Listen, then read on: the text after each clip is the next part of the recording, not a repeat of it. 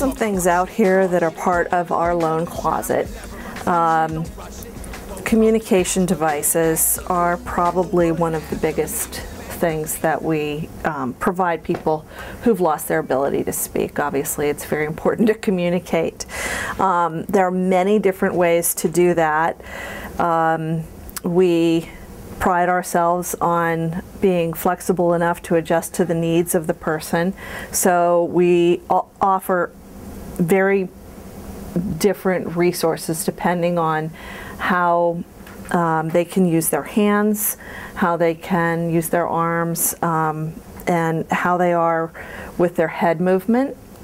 So this particular communication device is on a stand that is movable, and if you're confined to a bed, this can be pulled right up to the bed. It can be pulled right up to a wheelchair as well. Some people in a wheelchair choose to have the device attached right to their wheelchair. These communication devices also sit on a table.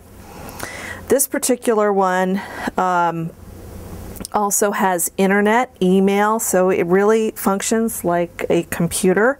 There's an attachable keyboard. If you have use in your hands still, you can use a keyboard and type in what you want the machine to say. There's also a host of pre-programmed things in here that are common to everyday. I'm thirsty, I want a drink, I need to go to the bathroom, I need something to eat, tell me about your day. Those are all pre-programmed in here and so the common statements are there that you use every day. You can also program it to say things that you say every day. This particular one has a built-in mouse, and I'm going to explain to you why that's important. If you have no use of your fingers, the only way you can really control a mouse and move things is with your eyes or your head, and we'll demonstrate that in a minute. It's called a head mouse.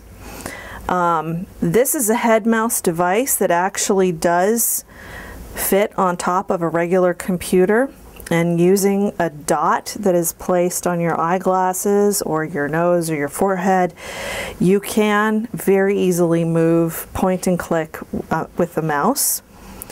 This is the same kind of device called a Tracker Pro, just like a little eyeball. But it also tracks your eye movements and head movements. And this is also, believe it or not, a mouse movement device. It's called a Sip and Puff, and it is used with breath. And by blowing and squeezing your lips around the end of this device, you can maneuver the mouse over your computer. These devices are fairly expensive.